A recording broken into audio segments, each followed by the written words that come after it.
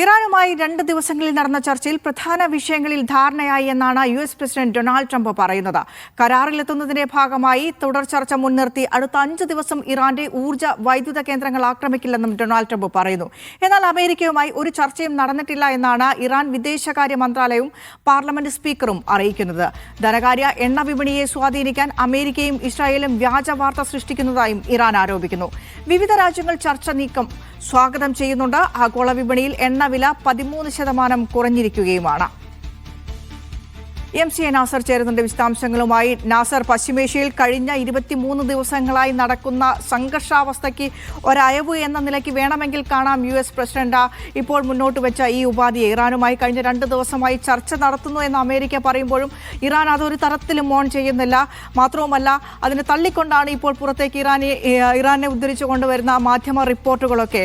Iran പൂർണ്ണമായും അത് തള്ളുമ്പോൾ America ഈ നിലപാടുമായി മുന്നോട്ട് പോവുകയാണോ? അത് ഏത് രീതിയിലായിരിക്കും ഇസ്രായേൽ അതിനോട് പങ്കുകൊള്ളാൻ പോകുന്നത്? ഇസ്രായേലിന് ഏതെങ്കിലും തരത്തിൽ ഈ യുദ്ധവുമായി മുന്നോട്ട് പോകാൻ തന്നെയാണോ ഇസ്രായേലിന്റെ ഭാഗത്തുണ്ടാകുന്ന നീക്കം? ഏതെങ്കിലും തരത്തിലുള്ള വിശദീകരണങ്ങളോ വിശദാംശങ്ങളോ വരുന്നുണ്ടോ ഇസ്രായേലിൽ നിന്ന്? ബിനീഷ്, ഏതാണ്ട് നേരത്തെ സൂചിപ്പിച്ചപ്പോൾ തന്നെ 23 ദിവസങ്ങൾ പിന്നിട്ടിരിക്കുന്ന ഈ സംഘർഷത്തിന്റെ നടുവിൽ ഇന്ന് ഉച്ചതിരിഞ്ഞാണ് അമേരിക്കൻ പ്രസിഡന്റിന്റെ അപ്രതീക്ഷിതമായിട്ടുള്ള ഒരു പ്രഖ്യാപനം ഉണ്ടായിരിക്കുന്നത്. കാരണം നേരത്തെ ഇറാന് നൽകിയിരിക്കുന്ന 48 മണിക്കൂർ സമയപരിധി ഇന്ന് രാത്രി തീരാനിരിക്കെ വലിയ തോതിലുള്ള ഒരു ആശങ്ക മേഖലയിൽ ഉടനീളം രൂപപ്പെട്ടിരുന്നു. അതിനിടയിലാണ് പ്രസിഡന്റ് വ്യക്തമാക്കിയത് പിന്നിട്ട് 2 ദിവസങ്ങളായിട്ട് ഇറാൻ നേതൃത്വവും അമേരിക്കയും തമ്മിൽ ചർച്ച നടന്നു. ആ ചർച്ചയിൽ പ്രധാനപ്പെട്ട കാര്യങ്ങളിൽ പലതും ഏറെക്കുറെ ധാരണയിലെത്തിയിരിക്കുന്നു.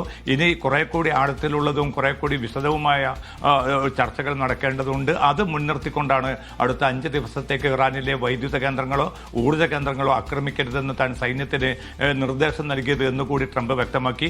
അതിന് പിന്നാലെയാണ് ഫ്ലോറിഡയിൽ മാധ്യമപ്രവർത്തകരുമായി സംവദിക്കുമ്പോൾ വളരെ വിശദമായി തന്നെ ഈ ചർച്ചയുടെ വിശദാംശങ്ങളും അദ്ദേഹം വെളിപ്പെടുത്തി.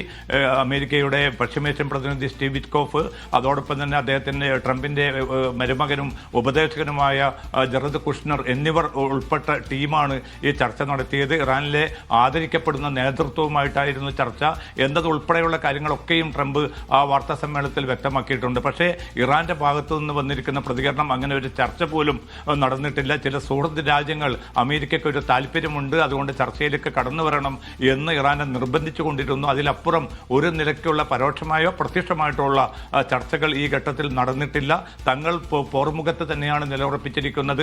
ആ പോർമുഖത്തുള്ള ധീരമായിട്ടുള്ള പോരാട്ടത്തിൽ നിന്ന് തങ്ങൾ പിന്തിരിയുന്നൊരു പ്രശ്നം ഉദിക്കുന്നില്ല എന്നാണ് ഏറ്റവും അവസാനമായിട്ട് IRGCയുടെ പ്രതികരണം വന്നിരിക്കുന്നത്. അതുകൊണ്ട് തന്നെ നിലവിലുള്ള ഒരു ഈ പ്രതികരണം ട്രംപ് നടത്തിയിരിക്കുന്നത് ആഗോള എണ്ണ വിപണിയിലെ വില കുറയ്ക്കുക, അതോടൊപ്പം തന്നെ ഈ ഹോർമുസ് കടലെടുക്കുമായി ബന്ധപ്പെട്ട പ്രതിസന്ധിയിൽ നിന്ന് തൽക്കാലം പിൻവലിയുക എന്നതുൾപ്പെടെയുള്ള ലക്ഷ്യങ്ങളാണ് ട്രംപിനുള്ളത്. പക്ഷേ തങ്ങളത് കാര്യമാക്കുന്നില്ല. തങ്ങൾ ആക്രമണവുമായി അതിശക്തമായി തന്നെ മുന്നോട്ട് പോകുമെന്ന ഒരു പ്രതികരണമാണ് ഇറാന്റെ വിദേശകാര്യ സഹമന്ത്രിയും അതോടൊപ്പം തന്നെ പാർലമെന്റ് സ്പീക്കറും വ്യക്തമാക്കിയിരിക്കുന്നത്. ഇത്തരമൊരു സാഹചര്യത്തിൽ ഇനി 5 ദിവസം അടുത്ത വെള്ളിയാഴ്ചക്കകം ഏതെങ്കിലും അർത്ഥത്തിൽ ഒരു യുദ്ധവിരാമത്തിലേക്ക് കാര്യങ്ങൾ നീങ്ങാനുള്ള സാധ്യതയുണ്ടോ? ചർച്ചയിലേക്ക് കടന്നു വരാൻ ഇറാനെ പ്രേരിപ്പിക്കാൻ മറ്റേതെങ്കിലും മധ്യസ്ഥ രാജ്യങ്ങൾ ഇടപെടുമോ എന്നതുൾപ്പെടെയുള്ള ചോദ്യങ്ങൾ ബാക്കി നിൽക്കുകയാണ്.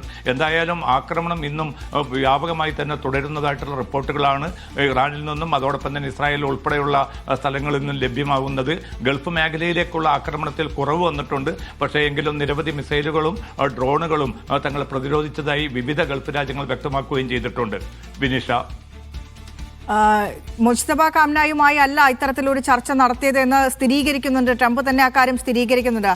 അപ്പോൾ ഏതെങ്കിലും തരത്തിൽ ട്രംപ് ഇപ്പോൾ മുന്നോട്ട് വയ്ക്കുന്ന ഇറാനുമായി ചർച്ച കഴിഞ്ഞ 2 ദിവസമായി തുടരുന്നുണ്ട്, അല്ലെങ്കിൽ ഇനിയും ചർച്ച തുടരാൻ തയ്യാറാണ് എന്ന് ട്രംപ് പറഞ്ഞു വെക്കുമ്പോൾ എത്രത്തോളം വിശ്വാസത്തിലെടുക്കാൻ കഴിയും? കാരണം മുൻ ചെയ്തികളും ട്രംപിൻ്റേത് കൂടെ വിലയിരുത്തി പോകുമ്പോൾ അതൊരു വിശ്വാസത്തിലെടുക്കേണ്ടതില്ല. ഈ പിന്മാറ്റം എന്ന് പറയുന്നത് എണ്ണവില കൂടുന്നതുകൊണ്ട് മറ്റു രാജ്യങ്ങളിൽ നിന്നുള്ള സമ്മർദ്ദം നേരിടാൻ വയ്യാതെ ഒരു അടവ് നയം മാത്രമാണ് ഇപ്പോൾ ട്രംപ് കൈക്കൊണ്ടിട്ടുള്ളത് എന്നുള്ളൊരു വിമർശനം കൂടി വരുമ്പോൾ വിനീഷ, തീർച്ചയായിട്ടും. കാരണം ട്രംപിന്റെ നേരത്തെയുള്ള പല ഘട്ടങ്ങളിലും അദ്ദേഹം നടത്തുന്ന വിരുദ്ധ പ്രസ്താവനകൾ ഒരു രാവിലെ പറഞ്ഞതിന് വളരെ കടുക വിരുദ്ധമായിട്ട് ഉച്ചക്ക് അദ്ദേഹം പ്രതികരണങ്ങൾ നടത്തിക്കൊണ്ടിരിക്കുന്നുണ്ട്. പക്ഷേ ഈ കാര്യത്തിൽ ഇപ്പം വളരെ ആധികാരിക സ്വഭാവത്തിലാണ് അദ്ദേഹം ഫ്ലോറിഡയിൽ മാധ്യമപ്രവർത്തകരുമായിട്ട് ഏതാണ്ട് 15 മിനിറ്റോളമാണ് അദ്ദേഹം ചോദ്യങ്ങൾക്കുള്ള മറുപടികൾ നൽകിക്കൊണ്ടിരിക്കുന്നത്. അദ്ദേഹം അതിൽ വളരെ കണിശമായി തന്നെ പറയുന്നുണ്ട്. ഏതാണ്ട് 15 കാര്യങ്ങളായിരുന്നു ഞങ്ങളുടെ ചർച്ചയിൽ വന്നത്. അതിൽ ഭൂരിഭാഗം കാര്യങ്ങളിലും ഒരു സമവായത്തിലേക്ക് എത്തുന്ന ഒരു സാഹചര്യമുണ്ടായി. പക്ഷേ ചില വിഷയങ്ങൾ കൂടി ഒരു വ്യക്തത വരേണ്ടതുണ്ട്. ഇറാനാണ് ഈ ചർച്ചയ്ക്ക് ഇങ്ങോട്ട് സന്നദ്ധത അറിയിച്ചത്, തുടർന്ന് താനും അതിനെ അനുകൂലിക്കുകയായിരുന്നു എന്നതുൾപ്പെടെയുള്ള കാര്യങ്ങളൊക്കെ അദ്ദേഹം ഒരു ഭാഗത്ത് വിശദീകരിക്കുകയാണ്. പക്ഷേ ഇറാന്റെ ഭാഗത്ത് നിന്ന് അതിനെ ഓൺ ചെയ്യാനുള്ള ഒരു നടപടിയും ഉണ്ടായിട്ടില്ല. മാത്രമല്ല, ഇത്തരം ചർച്ചകൾ നടക്കുമ്പോൾ തങ്ങൾ നേരത്തെ മുന്നോട്ട് വെച്ച ചില കാര്യങ്ങളുണ്ട്. കാരണം യുദ്ധം അവസാനിപ്പിക്കണമെങ്കിൽ തങ്ങളുടെ പരമാധികാരം മാനിക്കണം, തങ്ങൾക്ക് നേരെ നടത്തിയിരിക്കുന്ന ആക്രമണത്തിന് കൃത്യമായിട്ടുള്ള അതിൻ്റെ പ്രതിഫലം, അതിനുള്ള തുക തങ്ങൾക്ക് ലഭിക്കേണ്ടതുണ്ട്.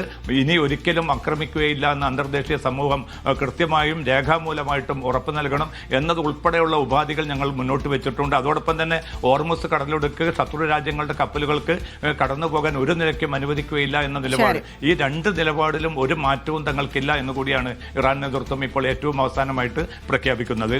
വിനീഷ്.